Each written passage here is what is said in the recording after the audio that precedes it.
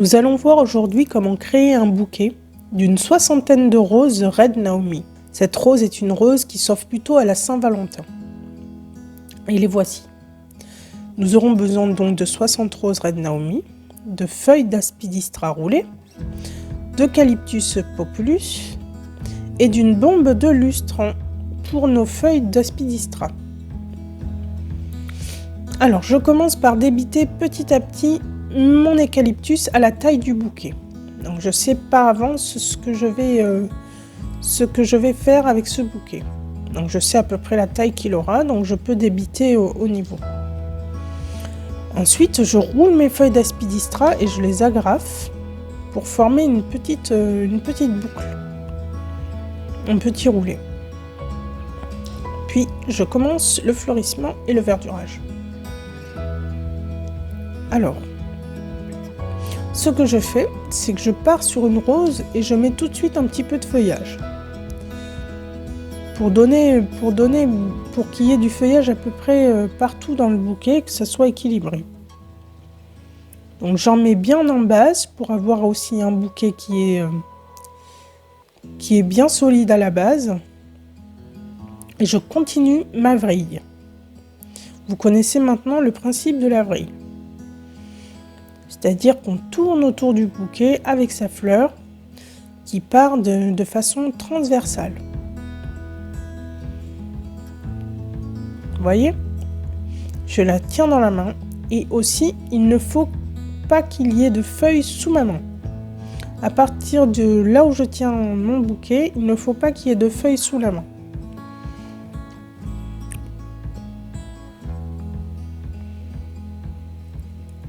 Donc là, je continue mon fleurissement, tout en vrillant mon bouquet, et je rajoute le feuillage. J'alterne fleur-feuillage, fleur-feuillage. Il faut veiller à ce que ce feuillage soit mis uniformément dans la composition ou l'arrangement, je veux dire. Dans l'arrangement, pour qu'il y ait aussi un équilibre au niveau de la place du feuillage dans le bouquet. J'en mets pas que d'un côté ou que d'autre. Donc là, vous avez la base qui est formée. Ça forme une petite boule, une demi-sphère en fait. Et ça, c'est le haut du bouquet. Donc il faut vraiment partir sur une forme ronde et rester dans cette forme. Il faut bien visualiser la forme de ce que l'on veut faire. C'est important, comme on l'a vu dans la partie théorique. Tout arrangement rentre dans une forme. Il faut bien visualiser cette forme avant de faire son bouquet. Et là, dans le bouquet rond, c'est la forme du cercle. Donc il faut bien avoir son cercle et le maintenir pendant toute la composition. C'est pour ça que je tourne le bouquet au fur et à mesure pour bien répartir mes fleurs dans ce cercle. Car vu du dessus, ça fait un cercle. Pour ça qu'il faut bien le tenir et regarder vu du dessus. Le bouquet ne doit pas être statique dans la main, il doit toujours tourner. C'est pour ça qu'on dit tourner un bouquet dans le jargon. Je comble les trous, je réajuste pour avoir cette forme bombée. Je suis obligée aussi de descendre mes fleurs sur les côtés. Plus je vais aller sur les côtés, plus mes fleurs vont être basses. Donc plus je les tiendrai hautes. Parce qu'il faut que ça fasse une demi-sphère. Il faut que vos tiges soient bien alignées, bien calées entre elles. C'est-à-dire que vous sentez que ça ne roule pas dans votre main. Il faut que les tiges soient bien calées entre elles. Ça ne doit pas rouler. Ça doit s'emboîter.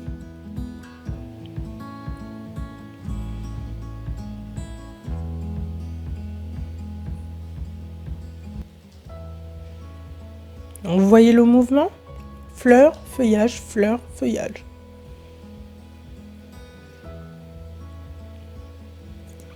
Et je tourne au fur et à mesure.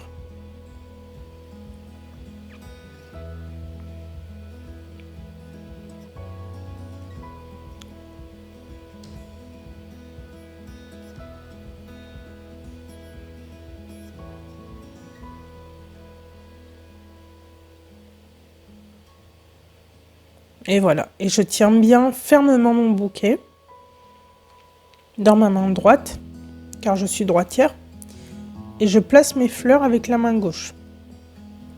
Pour les gauchers, ce sera complètement différent.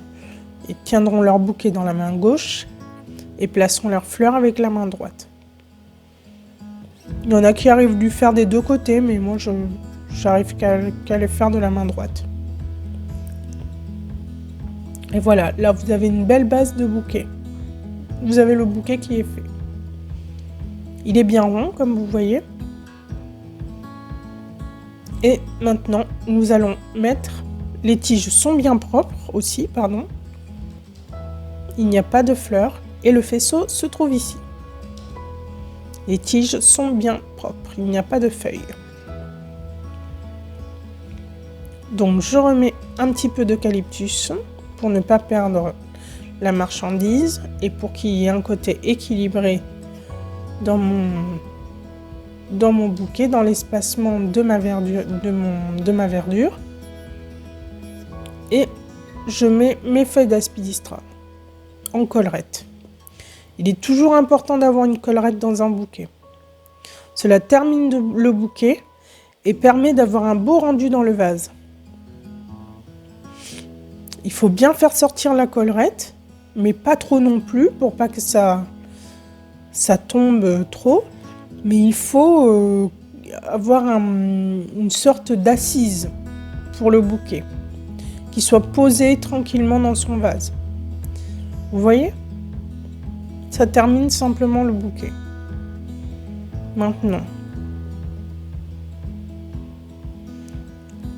nous allons maintenant le fermer avec du raffia. Il faut être bien ferme aussi dans sa ligature. Et faire 3 ou 4 nœuds pour ce genre de bouquet. Car ce sera sûrement dans l'eau, donc cette partie-là sera peut-être pas dans l'eau. Mais dans tous les cas, il sera humide, donc le raffia risque de se ramollir. Donc il faut bien mettre pas mal de raffia et faire un bon nœud qui tient bien. Là, je recoupe mes tiges.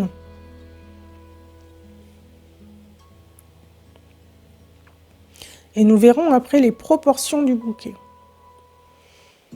Je vais avoir 1 tiers en bas, 2 tiers en haut. Et pour vérifier son équilibre, je le pose à même la table et je vois s'il tient. Et c'est le cas. Merci de m'avoir regardé. À bientôt pour un nouveau tuto et pour fleurir nos compositions et nos arrangements ensemble. À la prochaine composition. Au revoir.